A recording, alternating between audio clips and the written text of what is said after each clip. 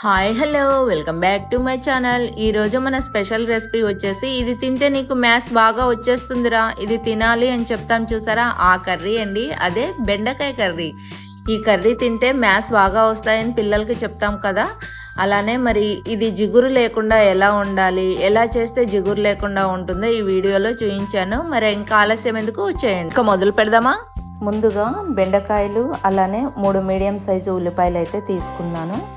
వీటిని శుభ్రంగా కడుక్కోవాలి. బెండకాయలని శుభ్రంగా కడిగి ఒక పక్కన పెట్టేసుకున్నాను. అలానే ఉల్లిపాయలు కూడా పొట్టు తీసి కడిగి ముందు ఉన్నటువంటి తొడిమలను అయితే తీసేసాను.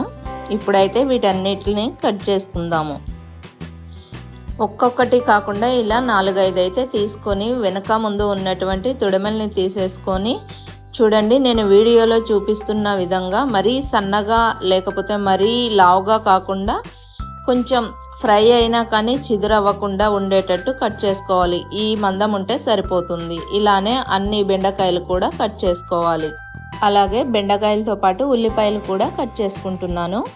చూసారు కదా, ఉల్లిపాయలు ఇలా సన్నగా కట్ చేసుకున్నాను. అలానే బెండకాయలు కూడా కట్ చేసుకున్నాను. ఇప్పుడైతే తాలింపు వేసేసుకుందాము. ఒక ప్యాన్ అయితే తీసుకొని స్టవ్ వెలిగించేసుకొని ఇది వేడి అవనివ్వాలి. ప్యాన్ వేడెక్కిన తర్వాత కూరకు సరిపోయేంత ఆయిల్ అయితే పోసుకొని ఆయిల్ కూడా వేడైన తర్వాత మనం తాలింపు వేసుకోవాలి. జీలకర్ర, ఆవాలు, అలానే పచ్చిశనగపప్పు, మినప్పప్పు. ఆల్రెడీ నూనె మంచిగా కాగింది కాబట్టి త్వరగానే వేగిపోయాయండి. ఇప్పుడైతే ఒక 5 ఎల్లిపాయలు దంచి వేస్తున్నాను, టేస్ట్ బాగుంటుంది. ఒక 4 ఎండుమిర్చి కూడా ఇలా మధ్యలోకి తుంపి వేసానండి. ఇవి కొంచెం వేగిన తర్వాత మనం కట్ చేసి పక్కన పెట్టుకున్నటువంటి ఉల్లిపాయ ముక్కలు ఉన్నాయి కదా, అవి కూడా వేసుకోవాలి. అవి వేసుకొని ఒకసారి మొత్తం తిప్పుకొని ఈ ఉల్లిపాయ ముక్కలు కొంచెం కలర్ చేంజ్ అయితే చాలండి. తర్వాత కడిగి పెట్టుకున్నటువంటి కరివేపాకు కూడా వేసుకోవాలి. ముందుగా వేస్తే కరివేపాకు బాగా వేగిపోతుందని ఈ టైంలో వేసాను. ఇవి ఒకసారి తిప్పుకొని ఇప్పుడు మనం రెడీగా పెట్టుకున్నటువంటి బెండకాయ ముక్కలు ఉన్నాయి కదా, అవి వేసేసుకుందాము.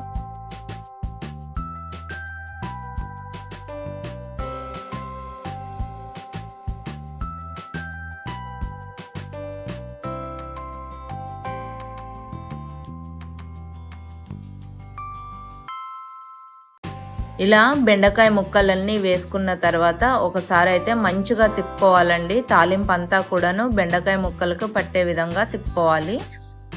చూసారా, నేను వీడియోలో ఎలా చూపిస్తున్నానో అలా తిప్పుకొని ఒక 3 నుంచి 4 నిమిషాలు అయితే ఫుల్ ఫ్లేమ్ మీదనే వేగనివ్వాలి. కొంచెం కలర్ చేంజ్ అవుతుంది. ఈ టైంలో పసుపు, కూరకు సరిపోయేంత ఉప్పు వేసుకొని ఒకసారి మళ్ళీ కలుపుకోవాలి. పసుపు ఉప్పు అంతా కూడాను ముక్కలకు పట్టే విధంగా కలుపుకోవాలి.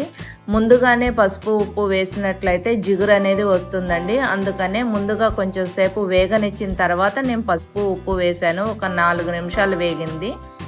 చూడండి, ఇప్పుడు పసుపు ఉప్పు వేసిన తర్వాత కూడా కొంచెం సేపు వేపుకొని తిప్పుతున్నాను. జిగురు అనేది ముక్కలకు ఏమాత్రము లేదు, చాలా పర్ఫెక్ట్గా ఉంది.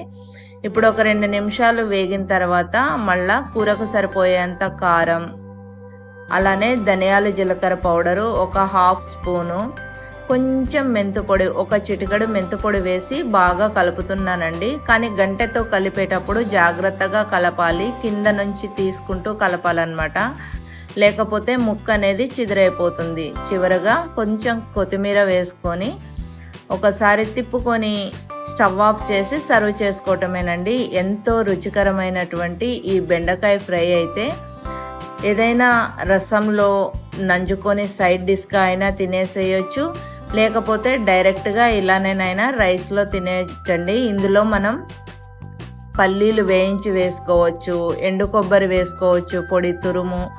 చాలా అంటే చాలా బాగుంటుంది. ఇంకా రుచి రావాలంటే మీరు ఇందులో బూందీ కూడా వేసుకోవచ్చండి, చాలా బాగుంటుంది. మరి మీరు కూడా ఒకసారి ట్రై చేసి ఎలా కుదిరిందో మీ ఫీడ్బ్యాక్ ఇవ్వండి. Thank you for watching.